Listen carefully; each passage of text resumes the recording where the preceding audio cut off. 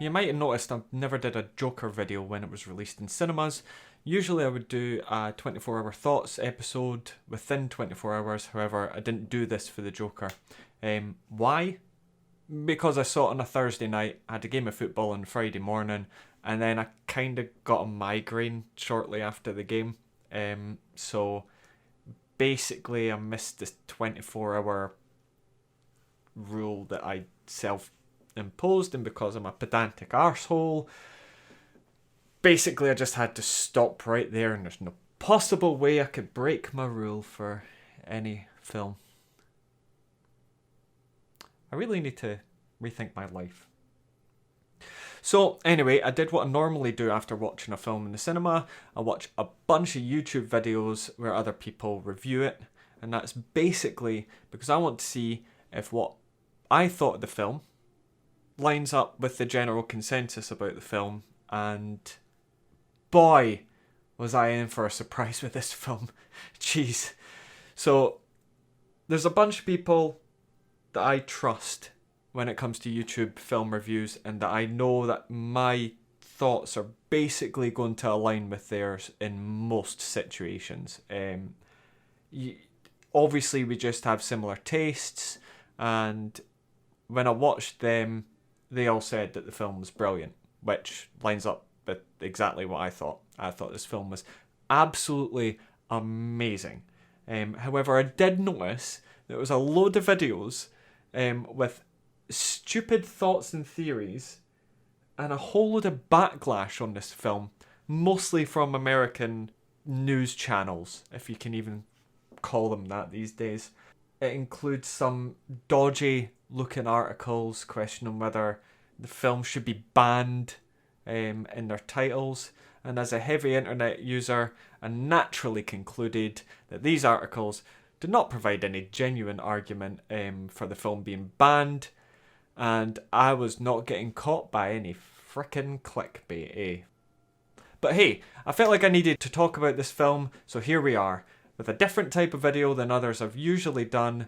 But basically I'm going to gush over the film for most of the video, but then also address some of the thoughts and theories I've heard and why I don't think they have any traction, any use, or very much evidence to back them up.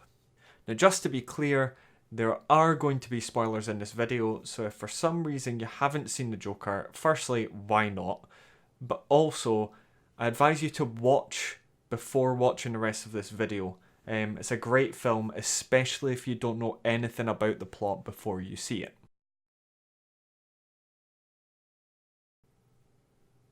So as I mentioned in the intro, I believe that Joker is an amazing film. Not only is it a great film to watch, it made me happy to know that we can still have nice things when it comes to creativity and comic-related cinema. You see, recent years have provided me with a lot of worries in relation to comic book movies. Namely, I've been worried about the trend towards social justice warrior behaviour. Examples of that being the way that Disney and Brie Larson treated the lead up to Captain Marvel. Quick version, if you don't know it, is Brie said it wasn't for men, Disney took down poor reviews. Also, Black Panther's general like it or you're racist support, even though the movie was pretty meh. This combined with the fact that DC couldn't produce a decent film for quite some time meant that I thought we were going to get a very safe DC movie. It was true of Aquaman, and while I thought Shazam was enjoyable, it wasn't a groundbreaker either. So my expectations were mixed for this project going in. I didn't have any trust or belief in DC themselves or Warner Brothers to produce a good film. And when I heard that the budget was going to be pretty low, I thought even they've lost faith in themselves. And they've even lost faith in the Joker, which is probably Leto's Joker's fault. Not that I blame him. I blame the writers, Warner Brothers, and probably most of all the designers for the actual look. I mean, look at it. Look at it! But then I heard Phoenix was on board and I was like, this might actually work. And then the trailer dropped and suddenly I was like, this could be great. And the excitement just sort of kept rising from there. The more and more I heard about it, I managed to catch some set photos and I loved the look of the film. And then reviews started to peter out, you know, the ones that come out before the film is released to general cinema goers. And those reviews came out and basically said that it was great. So by then I was absolutely buzzing for it. Then I got to see it. And oh my days, I've never enjoyed a film so much where I felt so uncomfortable for the full duration before. But I loved it. Absolutely loved this film. The story was pretty creative, but for me the highlights were the acting and I hate saying themes, but the themes behind it. The idea of following a well-acted, mentally ill person through their delusions is genius, especially when you don't know what is a delusion and what isn't one. I can't remember a scene where you aren't following Arthur, and it leads to a very organic feel to the story. You know, we find things out as he does.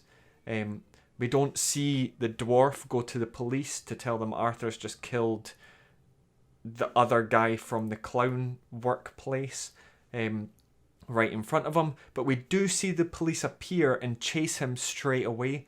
So you're led to come to that conclusion that yes, the dwarf did go to the police, but it's nice because the audience aren't treated like idiots for once, which a lot of films do, and I hate that.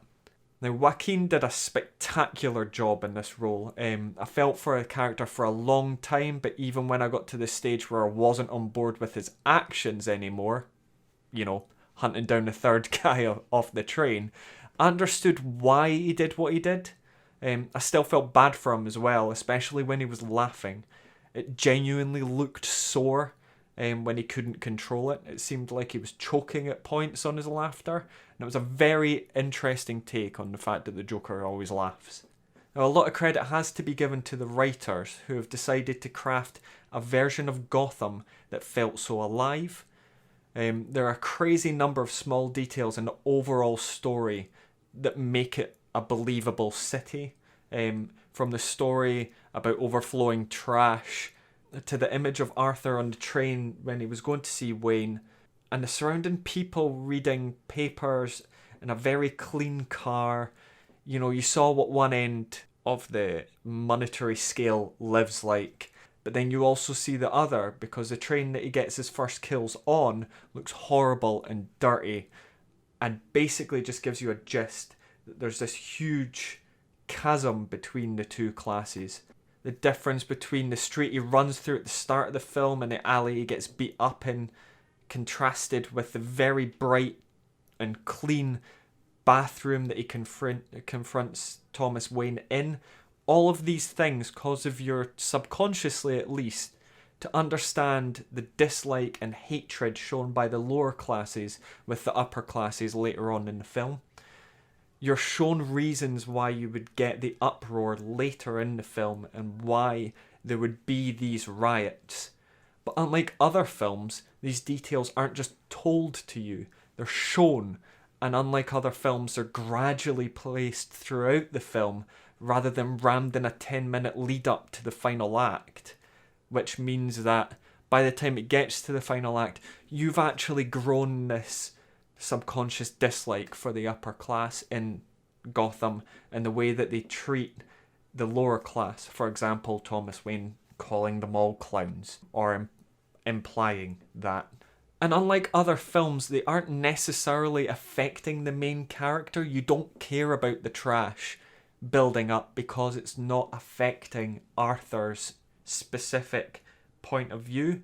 But the point of view character never being affected by this doesn't matter to their story. But what it does mean is that the world feels alive.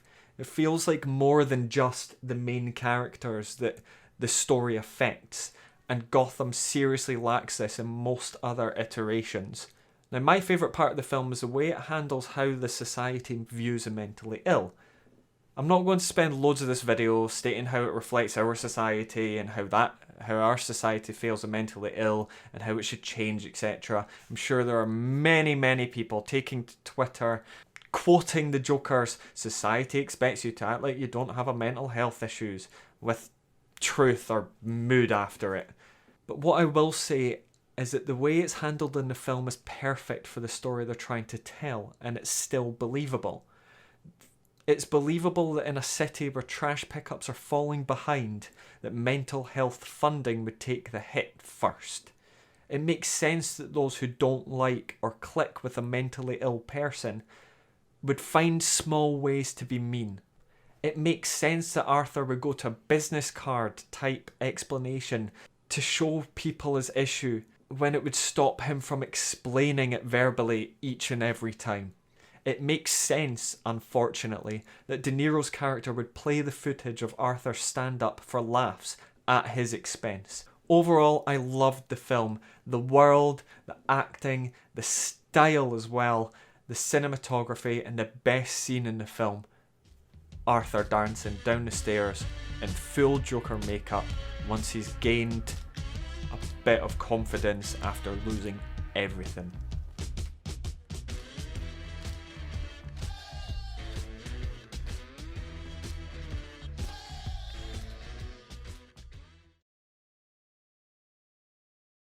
Right, first things first. Please do not make a sequel to this film.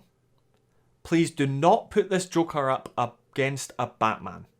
There's been a load of examples that I've seen of people suggesting a sequel that involves the Batman, and it's dumb. This film is a perfect case study about this character, but this Joker could literally never be a threat to even a semi-competent Batman, and a sequel would definitely not have the same effect, and it will ruin this iteration of Joker for so many people. Now that that's out the way, I'm going to go through some theories I've seen, why I think they're right, why I think they're wrong, why I think they're fun, why I think they have no evidence. And the first one I'm going to start with, showing up in many places, states that the riots and Joker's rescue were delusions. Now, I think that this is just some people trying too hard to make this film's ending too interesting. It's almost like they wanted it to be like Inception, where you have no idea what is happening and what has happened. I choose to believe that what we see towards the end of the film is true, and the evidence I use to support this is that the only other delusion that we've seen in the film has been shown to the audience to be false. Now, this main delusion was the one about the fake girlfriend. Now, we found out definitively from the film that that was false, that was all in his head. The film is telling us that the delusion is a delusion. Now, I don't think that it's fair to assume that the film is also showing us a delusion that it's not telling us about, because why bother showing us the first one's a delusion if you're just going to make us wonder for the rest of it? As such, I think the film was letting you believe one thing, and then the reveal shows you that he's delusional. But I don't think it's worth going any further down that rabbit hole, otherwise you start to wonder if the whole film's a delusion, and what's the point then? Because it doesn't make social commentary at that point. It's just a delusion. It doesn't provide you with any real backstory for the main characters, because it's just a delusion. A second one that I've seen states that Arthur is indeed Thomas Wayne's son. Now, this one really annoys me, because it's literally proven in the film to be incorrect. Arthur's mother adopts him at a reasonably young age, and there is proof that she was in the asylum. To me, this shouldn't even be considered a sensible theory, and it triggers the fuck out of me, because it requires people literally ignoring information in the film. Here's one I'm actually open to, though. I'm going to read it out, word for word, but just know that this is not my idea. It comes from Reddit user Mikey_Sans. Arthur Fleck isn't the Joker. He's a joke. The Joker finds fucked up things like a kid being killed by a drunk driver funny. At the end of the movie, when Joaquin Phoenix is in the asylum, that's the real Joker. He's made up this character in his head named Arthur Fleck, who's never had a happy moment in his whole entire life, and to Joker, that's funny. He laughs because he's amused by fucked up shit, and when the therapist asks him what he's laughing about, he says she wouldn't get it because she's a normal person who doesn't find pain and misery amusing. A person who has never been happy for even a second is something that is funny and amusing to the Joker. Also, by the way, I believe there's a fairly high chance that there will be a sequel, because if I'm right, this leaves a completely blank slate for Joaquin Phoenix and Todd Phillips to write another Joker-related movie and do literally whatever they want. If Arthur Fleck is just a funny bit that Joker made up, then in the next movie, Joaquin Phoenix could play a Joker character that is not childish or timid or anything like Arthur Fleck at all. It doesn't even need to be placed in the same time period as the first movie. The first movie took place in the 80s, but the next movie could literally be in modern day or even the future, because the first movie was just a joke. The end scene in the Joker movie with Joaquin Phoenix in the asylum could literally be our present day or even in the future. Now, I personally like part of this idea because it would allow us to see Joaquin do another completely different take on the character, possibly in a way that would allow him to be a smarter Joker than shown in this film. We could see him play the more commonly known Jack Napier as an alternative backstory for Joker, or we could just go with the original Joker with no backstory.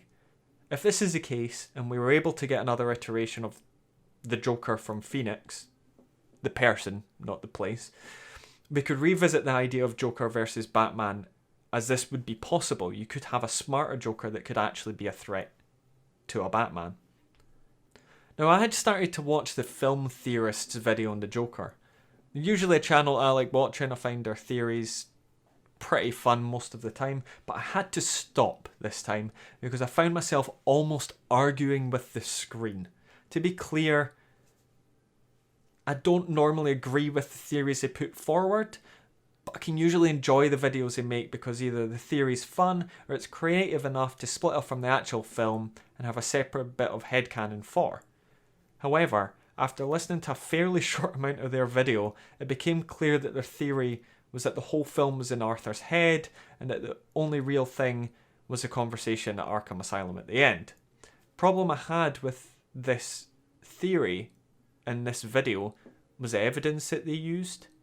It was lackluster at best and at worst ignoring the facts of the film in order to back up their theory.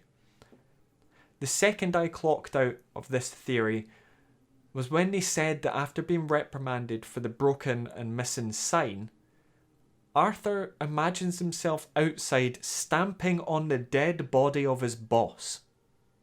I mean, this is just wrong.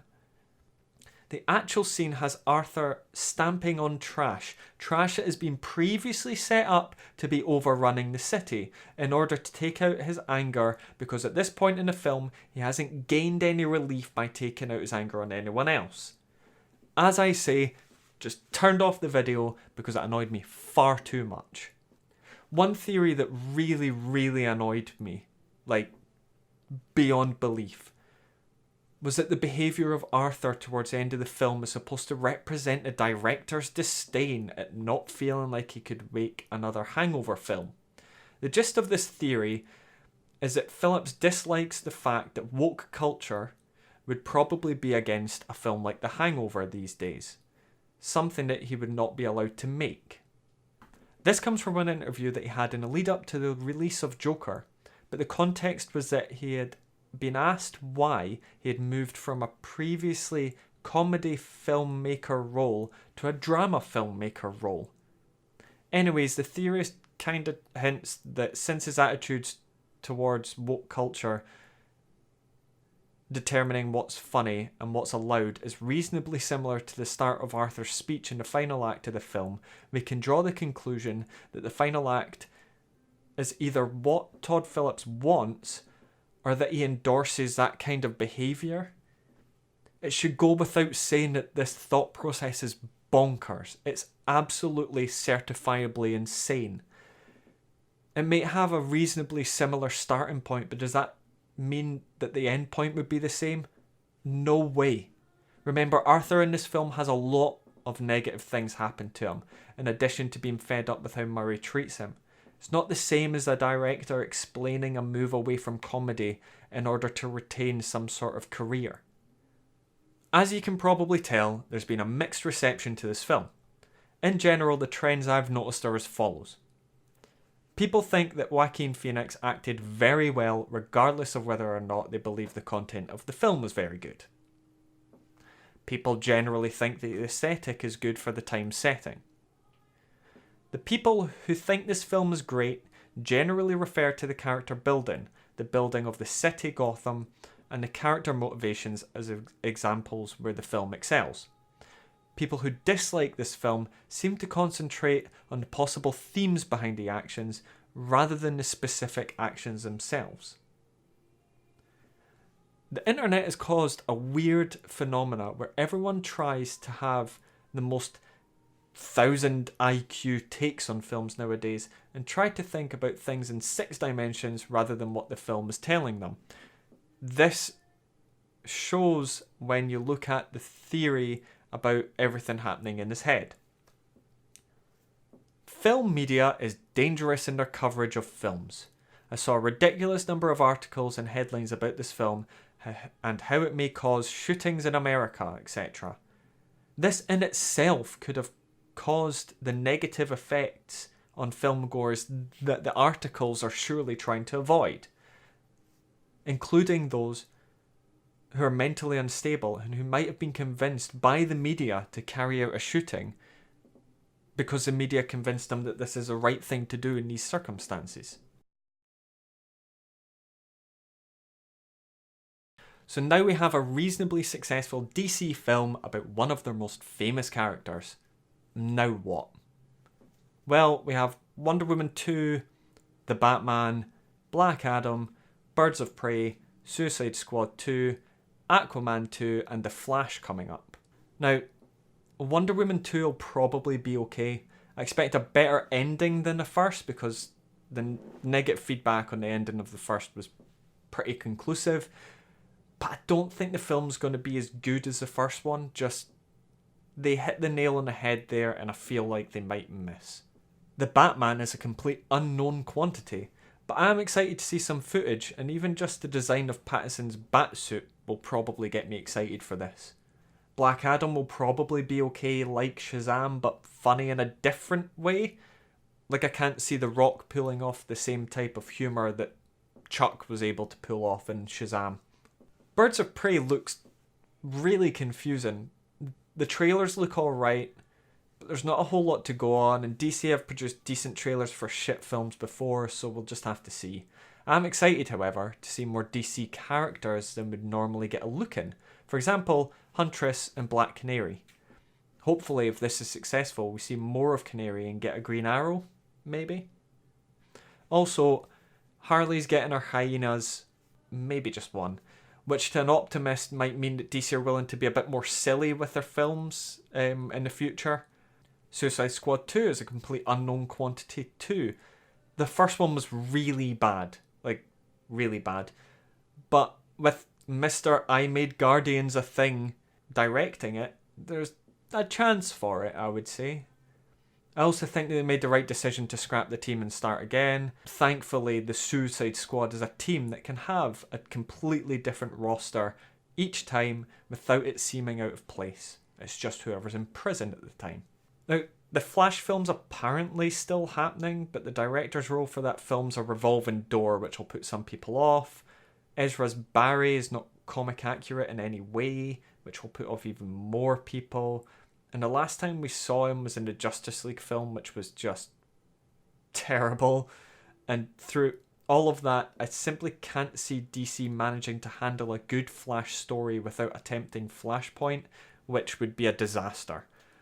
Anyway, the point is, I doubt it's even gonna happen, which is a shame because I absolutely love The Flash and I wanted a good live action version in film. We got a TV one, but that's pretty good, but it's not high enough budget like a film would be. Aquaman 2 will almost certainly be average. It's likely to be a fun family action film in the style of the first one, but it won't be clever, and in a meta sense, it exists in a dying universe. Which brings me neatly onto my next thought. How are they possibly going to tie some of these together? I mean, Suicide Squad obviously has to follow on from the same universe that has Fleck in it, and therefore so does Birds of Prey.